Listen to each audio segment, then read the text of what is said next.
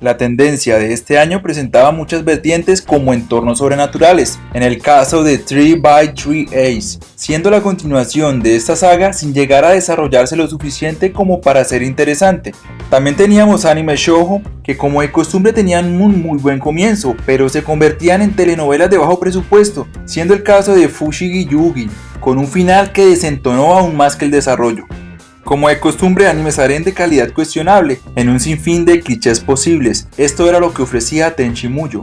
Continuando con las sagas de Sailor Moon Super S presentaba un poco más de lo mismo, volviendo tediosa la fórmula. De igual manera, las guerreras mágicas se enfocaban más en acción de anime mecha, una combinación extraña para este género. Por otro lado, Saber Marionette Air daba el inicio a las sagas de chicas marionetas con algunos rasgos interesantes pero sin ningún aporte relevante. Siguiendo por la línea de los animes harén, vale mencionar DNA al cuadrado OVAs con un planteamiento interesante pero lamentablemente endeble. Desde Record o Lord of War no se habían enfatizado en historias de leyenda épica, y este año explotaría este género como un gran power-up. Aunque lamentablemente Sorcerer Hunter quedaría una historia insípida, llena de clichés, ecchi, harén y solo los capítulos finales rescatables, eso sí con unas buenas bandas sonoras, un opening y un ending magistrales. El género de humor se hacía presente con las sagas icónicas y más representativas del humor japonés, y me refiero a Chibi Maruko-chan, un anime que todavía se sigue transmitiendo en Japón. Al mismo tiempo, Ping Pong Club como contraparte presentando un humor más ácido, negro, verde, gris, morado, flatulento y demás artimañas del arte bizarro japonés. Quizás una de las tendencias más memorables es el cyberpunk de los 90, y con Armitage III propone una historia de calidad visual y argumental muy potente, pero lamentablemente bajas especialmente en el final que no termina de encajar. Y por último, tres menciones especiales: Tobe Izami, un clásico del entretenimiento, de alguna forma tiene un parecido con las sagas Yusha, pero enfocado en los protagonistas. Aventuras casi heroicas entre facciones secretas que luchaban entre las sombras, más una cantidad de personajes muy bien adaptados para este tipo de historias. Sabe manejar el sentido del humor y las relaciones entre los personajes principales. Senki presentaba la fórmula del monstruo de la semana en un entorno sobrenatural, en especial de mitología japonesa. Adecuadamente sabía dar giros interesantes incluyendo personajes, cambios de la historia, power-ups pertinentes, teniendo una muy buena consecución, nuevos arcos y desarrollo entre personajes y la inusual relación entre Senki y Cherry sin necesidad de caer en fórmulas románticas. Otro clásico del entretenimiento, y si quedara algo más que mencionar, su inmortal opening. H2. Por otro lado, presentaban una historia más realista, ligada con vínculos extremadamente fuertes entre los protagonistas, en especial los sueños que compartían en común. Una historia repleta de diálogos muy interesantes y con una narrativa apropiada, haciendo que el ámbito del anime deportivo quedara en un segundo plano, dándole un aire muy realista y emotivo a la historia. Terminando con estas menciones especiales, comencemos con el top. Saint Tail es una historia muy ligera, con un bonito diseño, un inusual Mahou Shoujo, más enfocado hacia el ilusionismo. La protagonista, entre comillas, era la villana de la historia, presentando un cambio muy radical a lo que se esperaba de este género, planteando una premisa de juego detectivesco entre los protagonistas, los cuales tenían fuertes lazos, siendo todo esto una fórmula entretenida con el efecto de mantener enganchado al espectador. Romeo Blue Skies, posiblemente el mejor de los animes basados en obras literarias de Occidente, perteneciente a la corriente de World Masterpiece Theater.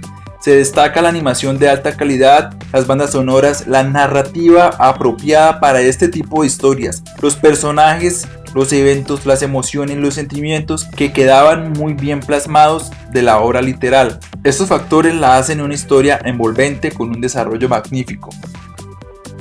El Hazard de Magnificent World. Es sorprendente ver este tipo de historias donde el entorno y el trasfondo que se desarrolla está por encima de los personajes. Esta rara combinación da paso a un set de ovas muy interesantes. Incluso los sutiles toques de ecchi, yuri y yaoi le daban un extraño toque de luminosidad. Inesperadamente adornaban la simplicidad de los personajes que compartían un protagonismo equilibrado. El entorno se hacía muy entretenido, incluso el final fue muy acertado. Con el éxito de estas ovas se produjo el Hazard de Wanderers, que básicamente es un remake de estas ovas, que por momentos se transmitieron en paralelo, pero siendo una adaptación muy pobre, con la excusa de un universo alterno. Básicamente un anime cancerígeno que perfectamente estaría al nivel de muchos que se emiten actualmente. Slayers. Pasaron varios años desde que Record of Lodoss War abrió la puerta a esta tendencia épica, pero Slayers la llevaría a su máximo esplendor. La primera entrega, de forma inesperada, adaptaron las 3 primeras novelas de Kansaka, con grandes dosis de humor, un diseño exagerado, al mismo tiempo presentando sagas de acción, aventura y con riqueza mitológica propia de esta obra, generando un impacto que nunca había tenido animes de este tipo, creando una enorme expectativa, en medio de grandes personajes y entornos recurrentes, debido a la mezcla errática entre las 3 primeras novelas y personajes de la cuarta, pero de cierta forma funcionó muy bien debido a la saga de humor inexistente en las novelas. Gundam Wing. Por fin, después de media década, Gundam logra crear un enorme éxito, después de tantos fracasos, con esta emblemática entrega. Y esto se debió a muchos factores. En primera instancia, tomaron argumentos y rasgos de los personajes de la saga original, refinando el diseño muy al estilo de los 90, erradicando la fórmula de chicos que se tropiezan con robots en medio de una batalla, reemplazando por 4 pilotos experimentados, algunos con clásicos toques emo, que venían a desatar una guerra. El comienzo muy dinámico, adictivo, una baraja de personajes que tenían sus fugaces e importantes inclusiones, un trazo argumental ambiguo entre los buenos y los malos, una potente banda sonora, incluso la anti-waifu del anime. Esta saga se encargó de dar a conocer la desconocida Gundam para el resto del planeta.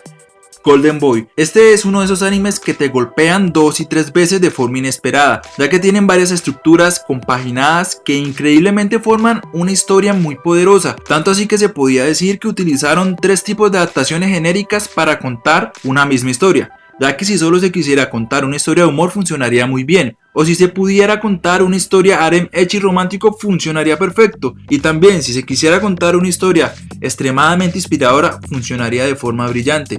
Golden Boy se las arregló para contar una única historia con estas 3 estructuras, produciendo una obra maestra, que te hace reír, estremecer y al final quedar con una sensación de riqueza existencial.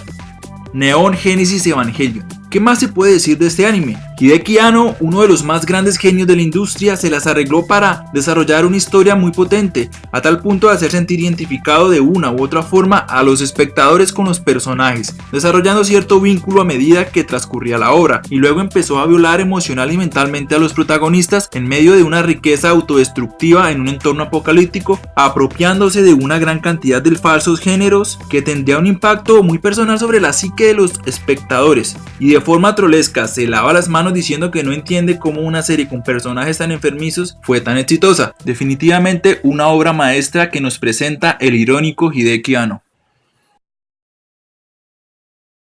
Tenía que mencionar este par de películas, donde sobresale su calidad audiovisual. Por un lado, Macross Plus Edition rearma la historia de las OVAs contando con una calidad impresionante, en especial sus efectos audiovisuales, y sorpresivamente incluyen CGI, y en cierta forma más similar a la saga de Megazone 23, muy alejado del concepto original de Macross. Por otro lado, Memories se podría decir que es casi experimental, pero indudablemente la calidad audiovisual y las formas figurativas que plantea esta película, que se divide en 3 individualidades, vale la pena darle una oportunidad.